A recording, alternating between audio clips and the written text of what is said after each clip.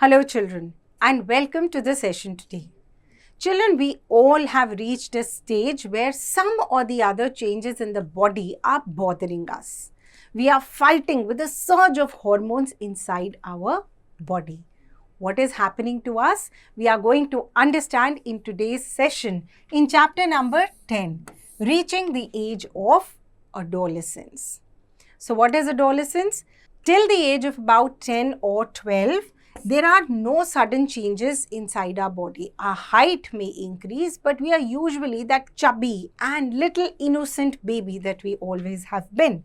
But slowly, there comes a time at 11 years of age when our body begins to show certain changes. Now, these changes are leading us to reproductive maturity, and they are known as adolescence. And because they begin at the age of 11 years and last till the age of 18 or 19, these are also known as teen years. And the children in this age group are known as teenagers. So children, the changes that together bring about a total change in our appearance are known as the onset of puberty or the onset of reproductive age, because before this our reproductive organs are not well developed. We are incapable of the life process of reproduction. What are the changes at puberty? Number one, there will be an increase in height. Now this increase is very sudden. Certain children may really grow up very tall, whereas others may not show such a drastic increase. Now, how do you analyze the percent of height gained versus the age? You can understand that with the help of a simple experiment given in your book. The next thing is the change in the body shape. So, in general, the shoulders become wider and the chest also becomes wider. In girls, the pelvic region widens, the hips broaden, breasts develop, and the mammary glands also develop. Now, there is development of underarm hair and the hair in the pubic area. The voice also changes. The voice of the girls becomes shrill and the voice of boys becomes deep. And some boys may have an Adam's apple or the larynx protruding outside during these teenage years. Then because of the activity of sweat and oil glands, you may develop body odor also, and increased activity of sweat glands can lead to acne and pimples on the face. There is a sudden change in behavior and attitude also. Now, because you are growing up, you feel that you do not need a constant supervision of your parents. The second thing that happens is because your body is undergoing so many changes, you are confused in your own self and you pass that confusion to the surroundings. So you become a little angry than what you originally were.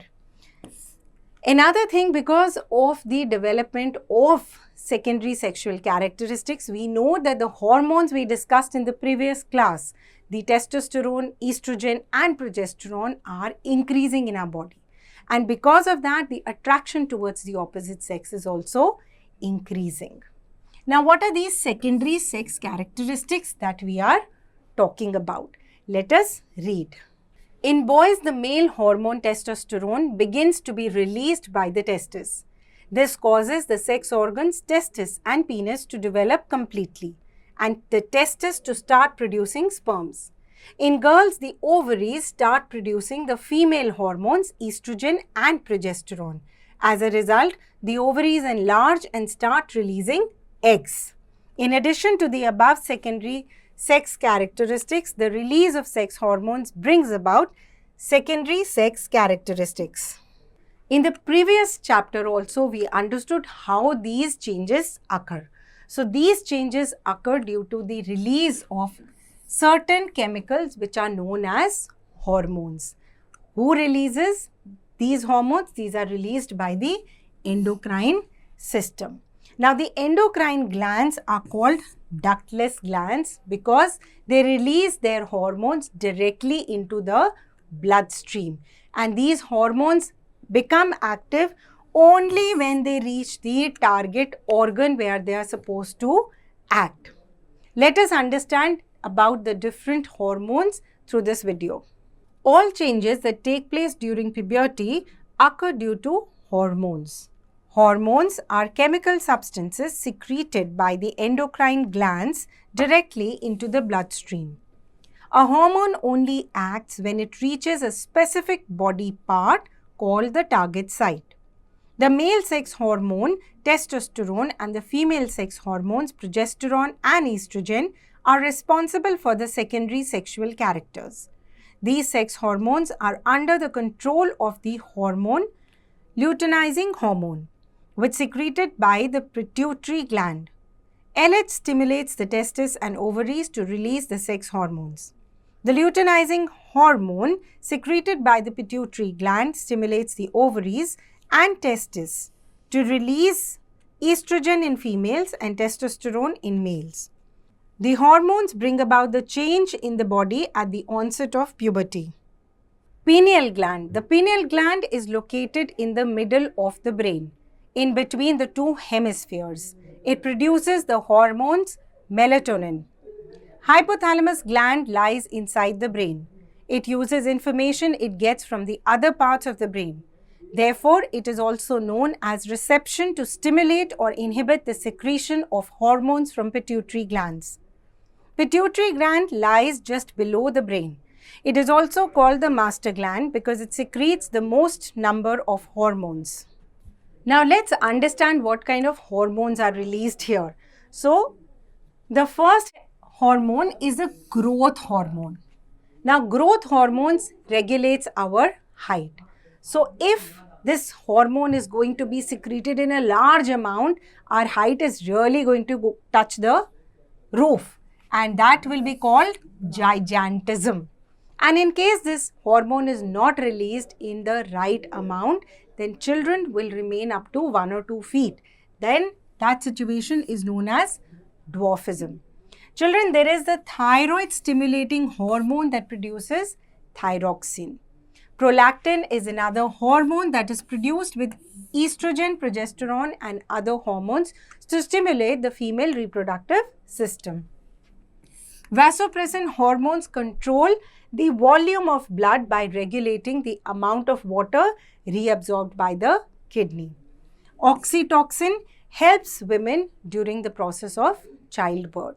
Now, other than these, there are also hormones secreted by thyroid gland, which is called thyroxine, parathyroid gland, adrenal glands, pancreas, and testes and ovaries that we have already discussed. Now, children, the reproductive phase of the human beings does not last the entire lifetime. In females, it begins at the age of 10 to 12 years but lasts only up till 45 to 50 years. So, when the female reproductive system is ready, it produces the egg which connects itself to the wall of the uterus, which becomes very thick. In case the fertilization effect does not take place, then this entire thick wall is shed with the blood vessels. This comes out with the blood, and this period is known as menstruation. It lasts for 4 to 6 days and it reoccurs every 21 to 30 days. The beginning of this menstruation cycle is known as menarche, and the pausing of this cycle at 45 to 50 years is known as menopause. Now, in the previous chapter, we learnt about how fertilization takes place. Now, how do we determine that whether it is going to be a boy or a girl? Let us watch a video to understand the same. The nucleus of every cell has chromosomes. All human beings have 23 pairs of chromosomes, that is 46 in all. 44 of these chromosomes are autosomal chromosomes. They are the same in males and females. The remaining 2 chromosomes are called sex chromosomes. In females, the sex chromosomes are 2 identical X chromosomes, that is X and X. In males, the sex chromosomes are X and Y, that is XY. In the females, they produce only one type of unfertilized egg which have the X chromosome, whereas the males produce sperms of two types, the X chromosome and the Y chromosome. The sex of the newborn baby depends on which sperm fertilizes the ovum. If the sperm carrying X chromosome fertilizes the egg with X chromosome, after fertilization, the zygote will have two X chromosomes and will develop into a female child. If the Y chromosome of the man fertilizes the egg of a woman, then a baby boy is born.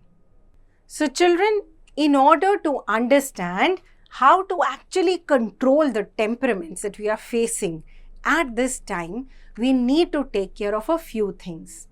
Our nutrition, our personal hygiene, our physical exercise, and the temptation to avoid drugs, smoking, and alcohol. Our body is growing. There is a sudden need of good nutritious food for our body. If you do not take nutritious food, these hormones will cease to produced by the body, and as a result, they are not going to function properly. Similarly, if you're not going to exercise, you're going to go on gaining weight. And personal hygiene is very important because now your sebaceous glands are developing, and as a result of that, you're also developing body odor. Children, these concepts that we have learned in the class today are very important, not a matter to be laughed at. So I hope you have understood them very thoroughly and are ready to attempt the questions at the back. Thank you.